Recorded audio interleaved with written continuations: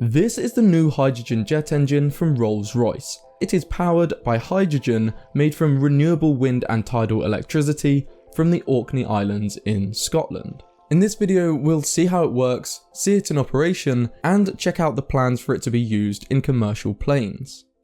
The new jet engine from Rolls-Royce is the first modern jet engine to run on hydrogen. However, it isn't the first ever jet engine to run on hydrogen. In fact, back in 1957, NASA flew a plane using hydrogen for 20 minutes above Lake Erie in North America. NASA's plane actually used kerosene jet engines for takeoff before switching to hydrogen for cruising. And the Soviet Union also flew a hydrogen plane in 1988. The motivation for these was the fear that kerosene jet fuel was running out. And they liked the fact that hydrogen planes were able to fly at higher altitudes. Although details are limited, it appears that the Soviet plane was actually the first to fly using only hydrogen, though the project was stopped with the fall of the Soviet Union. Considering these planes were developed decades ago, there's been considerable improvement in technology since they flew. The new jet engine from Rolls-Royce is one example of this. It operates much like a conventional jet engine, by first taking in air and compressing it using a series of compressors. Fuel is then added to the compressed air and burnt in a combustion chamber, creating a high-speed, hot gas stream. This hot gas is expelled through a nozzle at the back of the engine, producing a powerful forward thrust. Some of this power at the back of the engine is also used to drive an internal turbine, which is what spins the compressor at the front via a central shaft. Turbojet engines are actually just a type of gas turbine, and variations of these are used on many commercial planes, known as turbofans and turboprops. These also use the power at the back of the engine to turn a turbine, but they then use some of it to spin a fan or propeller at the front. This draws in more air and increases the efficiency at slower flight speeds. Although the main ideas of a hydrogen jet engine are the same as a standard jet engine, there are some changes that need to be made. The first thing to change would be the fueling system, such as the pumps, fuel lines, and fuel injectors, so that liquid hydrogen can be converted into gas and distributed into the engine.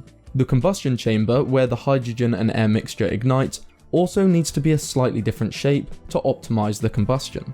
And because hydrogen burns hotter than current jet fuel, new engine parts must also be developed to withstand the higher temperatures, requiring new coatings or materials to be used. Finally, because hydrogen burns 10 times faster than conventional jet fuel, new control systems will be needed to make sure the flames are stable. So that is an overview of how it works. Now let's see it in action. But first, if you're into free, interesting content, I think you'll really like the sponsor of this video, Morning Brew. Instead of aimlessly scrolling through random, dry news stories, get an engaging email newsletter from Morning Brew every day. It covers topics from science and technology to business and finance, and you can use the link below to sign up for free in just 15 seconds.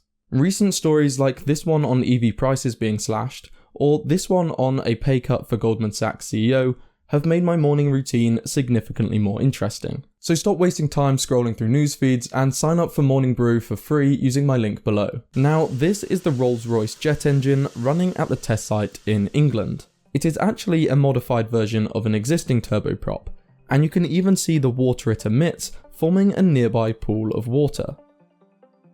In this other video, you can see the engine heating up as it runs, with a trail of hot gas being exhausted out of the back. With these developments in hydrogen engines being made, we may soon benefit from the CO2-free flights that they can enable. However, there are some drawbacks for hydrogen-powered planes, with the most obvious one being the challenges with storage. This is why the planes from NASA and the Soviet Union, as well as many planes planned for the future, use liquid hydrogen, because hydrogen is much more energy dense when it is a liquid rather than a gas. The issue is, it requires extremely low temperatures of -253 degrees Celsius. Also, although the actual liquid hydrogen is nearly 3 times more energy dense than kerosene jet fuel by weight, when the tanks are included, the hydrogen fuel system weighs about 1.5 times as much as a kerosene fuel system.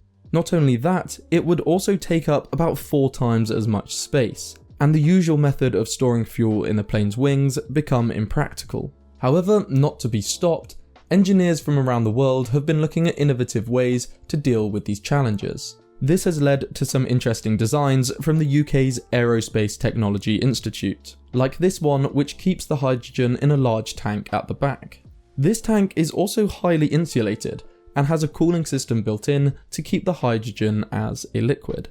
Also, because the tank adds a lot of weight to the back, an extra wing known as a canard is placed at the front to help balance the plane. A larger concept has also been designed where additional hydrogen tanks are stored below the wings, giving the plane a very unique look. It is hoped that these extra tanks will enable the plane to fly at nearly 6,000 nautical miles.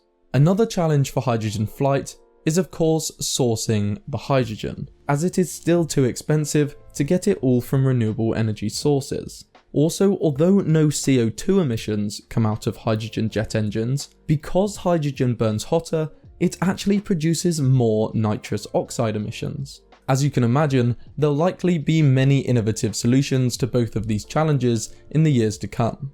It'll also be interesting to see how hydrogen gas turbines are used in other methods of transport, like tanks and naval vessels, which have previously used them due to their high power density. As you're still watching, please subscribe to the channel because I think you'll like some of the other videos that I make. And don't forget to check out Morning Brew whilst you're down there using my free link. Otherwise, I think you're going to enjoy this video which looks at a new propeller design that is revolutionizing transport.